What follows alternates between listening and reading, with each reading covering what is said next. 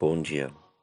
Que a graça e a paz do Senhor Jesus Cristo seja em sua vida, no seu lar, em seus negócios. Quero agradecer a Deus por permitir entregarmos nossas primícias a Ele e juntos desfrutarmos de mais um dia dessa palavra que se encontra no livro de Provérbios, capítulo 4, versículos 23 a 27. Acima de tudo, o que deve preservar, guarda o íntimo da razão, pois é da disposição do coração que depende toda a tua vida. Afasta para longe da tua boca as palavras perversas, e não permitas que teus lábios pronunciem qualquer mentira. Olha sempre para a frente. Mantém teu olhar fixo no objetivo a ser alcançado. Reflete sobre tuas escolhas e sobre o caminho por onde andas, e todos os teus planos serão bem-sucedidos. Não te desvies nem para a direita, nem para a esquerda. Retira o teu pé da malignidade. Hoje, o Espírito Santo me levou a refletir sobre essa passagem, ou melhor, sobre esse conselho dado para todos que querem se manter diante da presença do Senhor e viver todas as suas verdades. Essa instrução foi dada para um povo que servia um Deus que desde o princípio ensinou a viverem uma dependência total dele, que desde o início mostrou que poderia ser próximo daquele que mantém e obedece seus princípios. Mas o homem recusou viver isso, preferindo desobedecer, e expulso foi do Éden. Que a escolha de oferecer uma oferta excelente, preferiu oferecer aquilo que achava mais plausível, gerando assim o primeiro homicídio, como vemos Caim matando Abel. Vemos que deu a oportunidade de arrependimento, mas todos ficaram mais interessados em suas próprias vontades e desejos do que servir ao Senhor. E falando com Noé, instruiu-o a construir uma arca, e nela ordenou que sua família, bem como animais e aves, entrassem nela e fossem salvos. E quando mandou chuva por 40 dias e 40 noites, exterminou aqueles que não quiseram ouvi-lo. Mas, mesmo diante desse quadro de aniquilação, após o dilúvio, Noé se embriagou e sua nudez foi exposta, gerando maldição para um de seus filhos e toda a sua geração, fazendo com que uma parte daqueles que sobreviveram fizessem ou vivessem distante do propósito determinado pelo Senhor. Chegamos até Abrão, que, ouvindo a voz do Senhor, partiu de sua terra e começou a crer numa promessa que adivinha de uma paternidade e ele geraria nações. Mas, como sempre queremos dar um jeitinho na promessa de Deus, Sarai, não crendo num primeiro momento, fez Agar, sua concubina, ter um filho com Abrão, gerando Ismael. Mas não era o que Deus preparou, e a reafirmação de sua paternidade aos 100 anos de agora Abraão e 90 de agora Sara, nasceu Isaque. Mas Abraão não viu sua promessa, e fazendo com que esse legado passasse para Isaque, que viu sua esposa Rebeca ser mãe de gêmeos, Esaú e Jacó, como também não conseguiram ver a promessa dada a Abraão, foi gerado por Jacó, agora chamado Israel, 12 filhos, sendo posteriormente salvos por José, filho de sua esposa Raquel, ao qual amava. Esse foi vendido a mercadores, depois vendido a Potifar no Egito, e ficou no cárcere por recusar os desejos da carne, até ser chamado diante de Faraó, e ali discernir, através do Espírito do Senhor, o sonho dele. Foi colocado como governador do Egito, e no momento de fome de toda a terra, trouxe seus irmãos e toda a família a morar naquelas terras para não morrerem.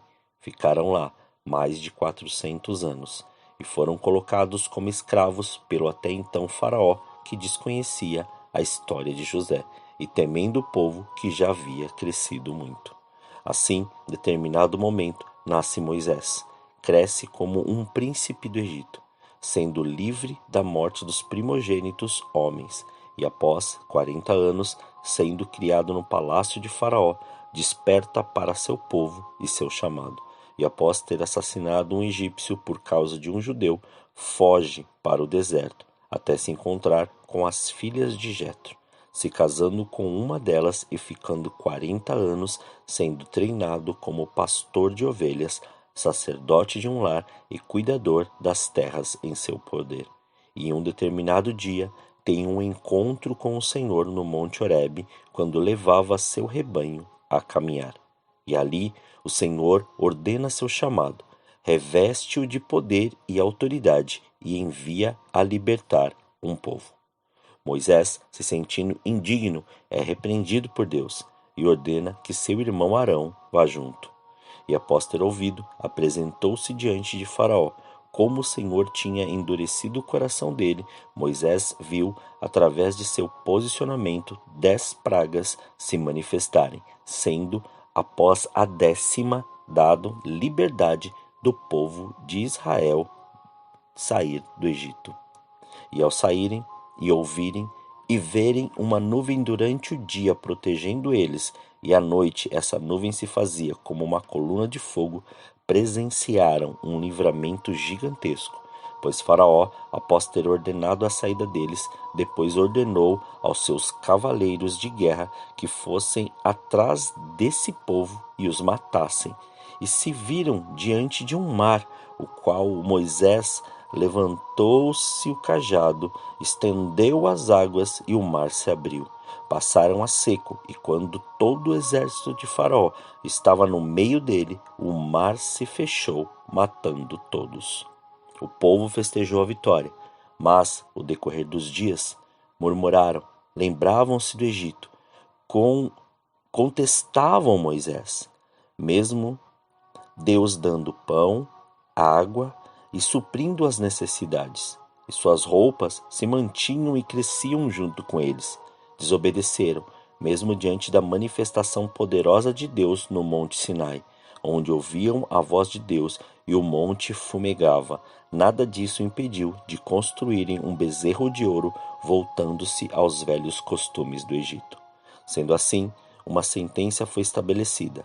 As primeiras tábuas foram quebradas, as segundas foram entregues e esse povo ficou durante 40 anos no deserto até trocar toda a geração.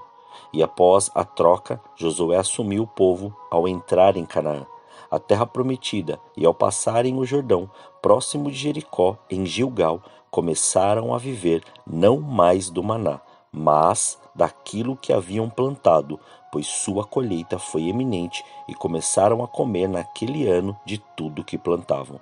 Todo o povo viu Josué, marcharam de volta de Jericó, fizeram tudo o que o Senhor mandou, e conquistaram Jericó, e após foram conquistas atrás de conquistas. Todos os seus inimigos foram derrotados, sempre que ouviam e faziam tudo o que o Senhor ordenava. Foram separados como tribos, cada um com seu legado, e aí viu-se cumprir o que o Senhor disse a Abraão, que ele seria pai de nações. Mas posteriormente, nada impediu deles, mesmo sendo guiados por Deus, de pedirem que estivesse um rei, como as outras nações, para regê-los. O Senhor não gostou, mas autorizou. E isso foi a decadência de todo o povo, pois a partir daí houve separação, desobediência e cativeiro. E observe o que diz no livro de Jeremias, capítulo 13, versículos 25 a 27. Esta é a tua sorte, a porção que determinei para ti. Assegura o Senhor, porquanto te esquecestes de mim e me abandonaste e confiaste em mentiras. De igual modo, levantarei as tuas roupas sobre o teu rosto, e as tuas vergonhas serão todas expostas. Eis que tenho observado os teus atos abomináveis, teus muitos adultérios e teus relinchos sensuais, toda a tua prostituição absolutamente sem pudor, sobre as colinas e nos campos. Ai de ti, ó Jerusalém, até quando continuarás desse jeito? Impura? E nessa divisão, as 10 tribos que foram para o cativeiro assírio se perderam, e as 2 tribos que foram para o cativeiro babilônico, após 70 anos, voltaram e tiveram que restaurar Jerusalém, o templo do Senhor, e toda a cidade, mesmo com vários inimigos, impedimentos, dificuldades e pessoas contra.